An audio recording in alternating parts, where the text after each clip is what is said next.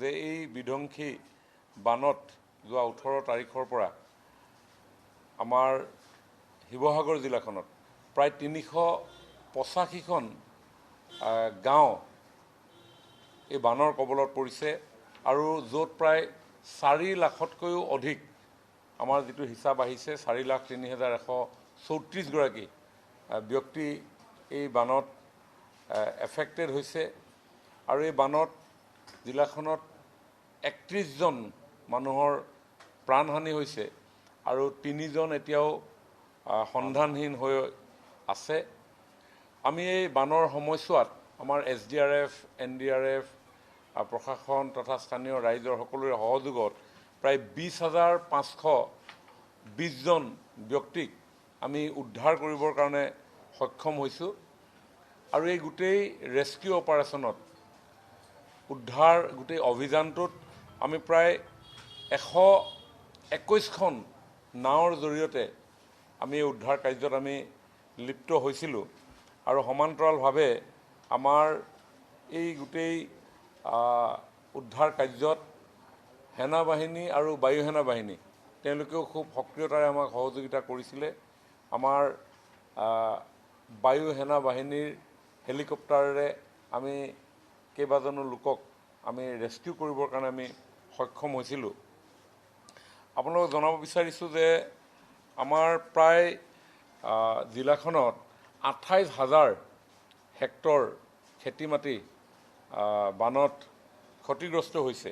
ঘৰচীয়া যি জীৱ জন্তু প্ৰায় 66,000 মান গৰু ছাগলী ক্ষতিগ্ৰস্ত হৈছে।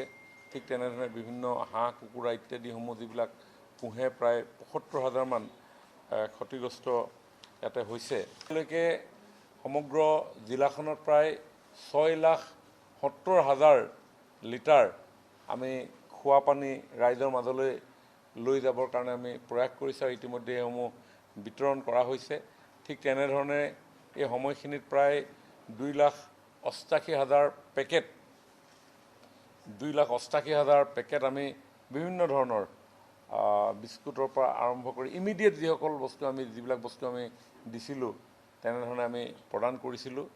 ঠিক তেনেধৰণে আমাৰ প্ৰায় 30,000টা পৰিয়ালক আমি বানত বিধ্বস্ত 30,000টা পৰিয়াল যেতিয়া শ্বেল্টাৰ ল'বৰ কাৰণে আমি তেওঁলোকলৈ আমি টাৰ্পলিন আমি আগবঢ়াইছিলোঁ আৰু এতিয়া ৰিলিফ ডিষ্ট্ৰিবিউশ্যন খুব সুন্দৰভাৱে চলি আছে আৰু এই ৰিলিফ ডিষ্ট্ৰিবিউশ্যনত আমি 9,300 কুইণ্টেল ইতিমধ্যে চাউল আমাৰ ৰাইজক আমি প্ৰদান কৰিছোঁ। আমি প্ৰায় 1,689 কুইণ্টেল যোৱা কালিলৈকে আমি ৰাইজলৈ আমি দাইল আমি প্ৰদান কৰিছোঁ আৰু ঠিক তেনেধৰণে প্ৰায় 433 কুইণ্টেল আমি নিমখো আমি প্ৰদান কৰিছোঁ। আমি এতিয়ালৈকে প্ৰায় 35,452 লিটাৰ মিঠাতেল ৰাইজৰ ওচৰলৈ আমি লৈ যাবৰ কাৰণে আমি সক্ষম হৈছোঁ।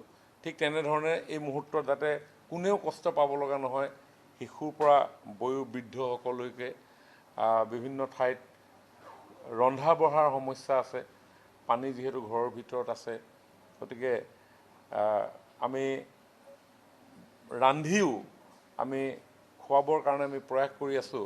দৈনিক আমি 7,000 নহয় মৃদুল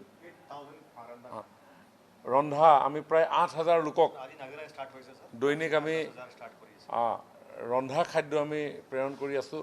যোৱা কালিৰ পৰা আমি নাজিৰাটো আমি ৰান্ধি তেওঁলোকৰ ওচৰলৈ লৈ যাবৰ কাৰণে খাদ্যবস্তু আমি প্ৰস্তুত কৰিছোঁ আৰু যোৱাকালি নাজিৰা বিধানসভা সমষ্টিৰ ভিতৰত প্ৰায় 7,000 লোকক তেনেধৰণে আমি সেই খাদ্য প্ৰেৰণ কৰিছোঁ আৰু অধিক এই সংখ্যা বঢ়াবৰ কাৰণে আমি চেষ্টাত আছোঁ আৰু যাতে সকলোবিলাক বস্তু পায় তাৰ কাৰণে আমি চিৰা প্ৰেৰণ কৰিছোঁ।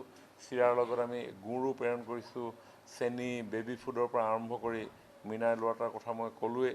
ইতিমধ্যে যি স্থানত পানী শুকাইছে তাত আমি ব্লিচিং পাউডাৰৰ পৰা আৰম্ভ কৰি পানী পৰিষ্কৰণৰ কাৰণে হেল'জেন টেবলেট আমি প্ৰেৰণ কৰিছোঁ, মস্কিটো কইলছ আমি প্ৰেৰণ কৰিছোঁ, মেটছ বক্সৰ পৰা আৰম্ভ কৰি কেণ্ডেল, ইভিন আমাৰ মহিলাসকলৰ কাৰণে অতি জৰুৰী এবিধ দ্ৰব্য চেনিটেৰী নেপকিনৰ পৰা আৰম্ভ কৰি ফেনাইল ইত্যাদিসমূহ আমি প্ৰেৰণ কৰিছোঁ আৰু সমান্তৰালভাৱে প্ৰায় 100টা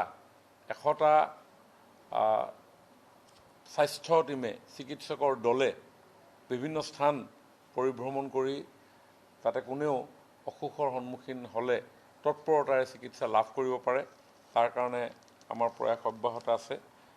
আৰু আপোনালোকক জনাইছোঁ যে এই বিধ্বংসী বানত আমাৰ গোটেই জিলাখনত প্ৰায় 215টামান পথ বিধ্বস্ত হৈছে, প্ৰায় 158 কিলোমিটাৰমান পথ ভাঙি গৈছে।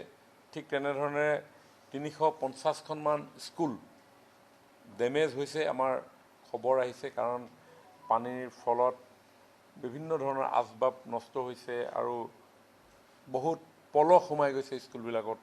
তেনেধৰণে 350খনমান স্কুল ক্ষতিগ্ৰস্ত হৈছে।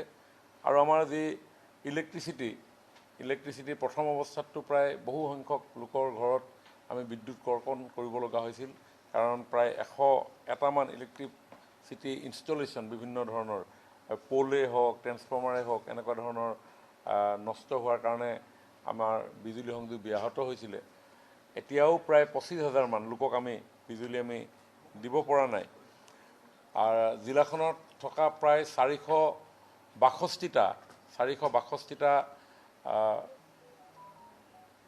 জল জীৱন মিছনৰ আমাৰ স্কিম ক্ষতিগ্ৰস্ত হৈছে। ঠিক তেনেধৰণে প্ৰায় 12 কিলোমিটাৰ দৈৰ্ঘ্যৰ 19টামান ঠাইত মথাউৰি আমাৰ ক্ষতিগ্ৰস্ত হৈছে। আমাৰ 36টা অংগনবাড়ী চেণ্টাৰ জিলাখনত এফেক্ট হৈছে, 4টা ICDS প্ৰজেক্ট এফেক্ট হৈছে, এটা কমিউনিটি হল ডেমেজ হৈছে। এতিয়ালৈকে আমাৰ এই গোটেই খবৰবিলাক আমি লৈ আছোঁ, এছেছ কৰি আছোঁ।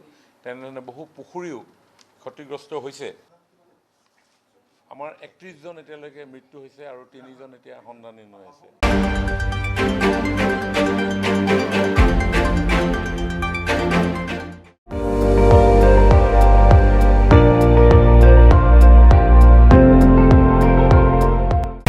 আপুনি চাই আছে ND24, সৰ্বশ্ৰেষ্ঠ নহয় সৰ্বোত্তমৰ দৌৰ।